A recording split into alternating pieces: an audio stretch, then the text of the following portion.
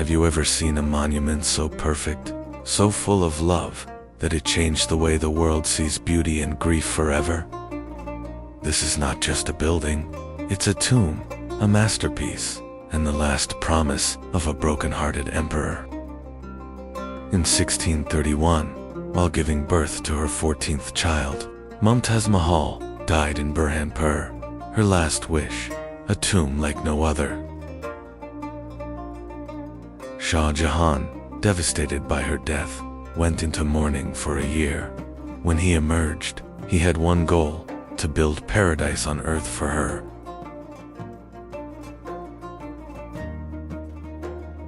He chose Agra, on the banks of the Yamuna River, a place where water and sky could reflect eternal love. To bring his dream to life, Shah Jahan summoned the finest minds of the empire: architects, calligraphers, engineers, even astronomers.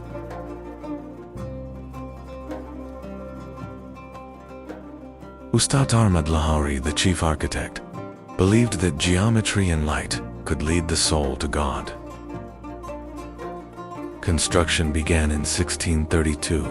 More than 20,000 artisans worked day and night for over 2 decades. White marble came from Akrana, red sandstone from Fatehpur Sikri, jade from China, turquoise from Tibet, a global tribute to one woman. The dome alone rises 240 feet, shaped like a blooming lotus, meant to echo heaven itself. The entire complex follows precise symmetry, every side a mirror of the other. Nothing was left to chance. Inside, Quranic verses were inlaid in black marble, increasing in size as they went higher, so from below, they looked the same. As years passed, the Taj Mahal took form, not just in stone, but in memory, in poetry, in soul.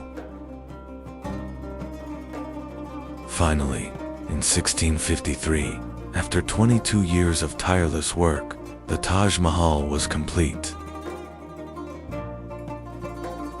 Its four minarets leaned slightly outward, designed so they'd fall away from the tomb in an earthquake. But with beauty came legend, stories that Shah Jahan blinded his architects or cut their hands. No proof exists, yet the mystery only deepens the Taj Mahal's myth. This was no ordinary tomb. It was the emperor's final gift, love carved in stone, eternal as time. But what happened next, to the Taj, to Shah Jahan, and to India, is a story few truly know. If these stories move your heart, help us keep history alive. Subscribe and journey with us. In his final years, Shah Jahan was overthrown by his own son, Aurangzeb, and imprisoned in Agra Fort, with only one view. He watched the monument for years, until his death in 1666, buried beside Mumtaz, beneath the Great Dome. But the story of the Taj did not end there. The centuries that followed brought storms of greed and neglect. In the 18th century, invading armies looted precious stones from its walls. Even silver doors were torn away. By the 1800s, under British rule, the Taj Mahal was treated as a picnic site. Tables were laid in its gardens. Some British officials even proposed dismantling the Taj and auctioning it in London. But public outcry and admiration from visitors forced them to change course. The Taj was too beloved to destroy. In the early 1900s, British Viceroy Lord Curzon began restoring the monument with great care.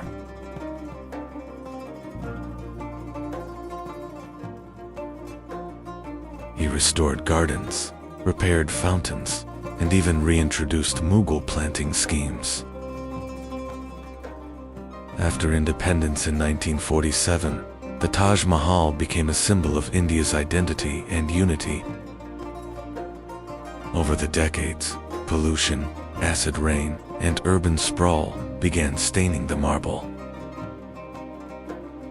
Preservationists and conservationists have launched global campaigns to save it, but the threat remains. Despite it all, the Taj Mahal still stands, not just as a tomb, but as a poem in stone. Its symmetry speaks of divine order, its scale of royal power, and its story of love beyond death.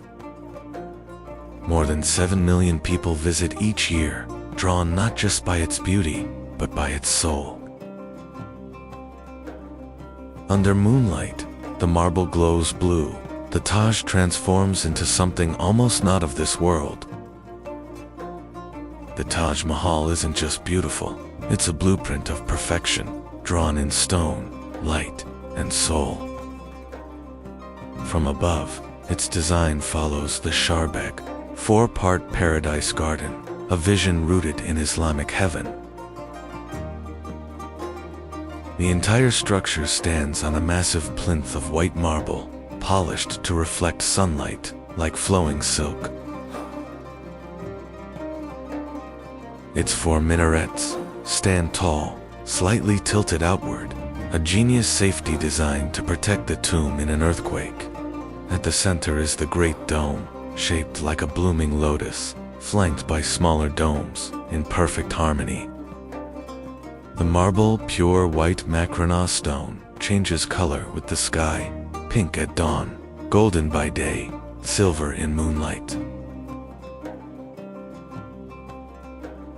Zoom in closer, and you'll find marble carved with floral patterns, each petal shaped by hand.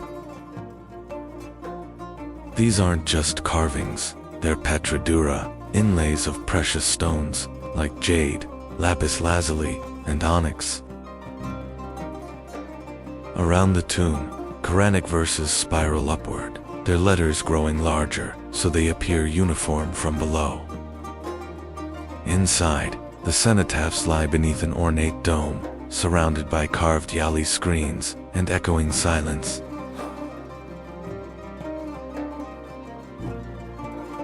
That dome above isn't just for show. It creates a perfect echo, designed to amplify recitation and prayer. Every inch was planned, from the number of arches, to the angle of the sun, to the sacred geometry in its blueprint. Even the water channels reflect the structure, so the Taj appears as a floating illusion from every direction. Its symmetry is so precise, if cut in half, every brick, tree, and shadow aligns. This is not architecture. It is devotion, a temple of love built by human hands and divine vision. And centuries later, this perfection still speaks, in silence, in stone, and in every heartbeat it inspires. Some say Shah Jahan planned to build a second Taj in black marble across the river. But his dream was never built. Aurangzeb ended the vision before it left the ground. Beneath the Taj lie sealed rooms and corridors, untouched for centuries, their secrets locked in silence. Some believe these chambers hold forgotten treasures, others, that they hide painful truths. One haunting legend says the workers who built it had their hands cut off to preserve the design forever. Historians disagree, but one truth remains. The labor behind this marvel is still barely remembered. Even today, visitors walk past without knowing who shaped each flower, each stone, each curve. Each calligraphy verse, each carved vine, carries whispers of devotion, exile, and dreams. The Taj Mahal is also aligned with the cosmos, built to mirror the heavens above. Its symmetry, its scale, and its silence were meant to echo paradise, not just architecture, but eternity. Through every empire that fell, the Taj remained untouched, unshaken, undefeated. Today, couples from across the world come here, not just to see, but to feel. And in every heartbeat, every whisper, the old love story lives again. As long as love exists, the Taj Mahal will never fade. If you believe stories like these must live on, then support this journey. Subscribe and share our voice. From white marble to beating hearts, this monument still whispers across centuries. The Taj Mahal is more than stone, its memory carved into eternity. Its arches, domes, and minarets hold the silence of centuries, a stillness that breathes. Walk its path, and you walk through a love story written not in ink, but in eternity. The symmetry is not just visual, it's spiritual, as if time itself bows before it. Birds fly in circles above its dome, like prayers rising into the sky. Its walls don't speak in words, but in light, shadow, and sacred breath. Even in silence, the Taj has a sound of heartbeat, of memory, of longing. To some, it's a tomb. To others, a temple of eternal love. Mumtaz never saw it, but in every stone, her presence remains. And Shah Jahan, the emperor who gave the world a monument and lost himself in its shadow. Empires fall, names fade, but some stories carved in marble never die. 7 million visit each year, but none leave the same.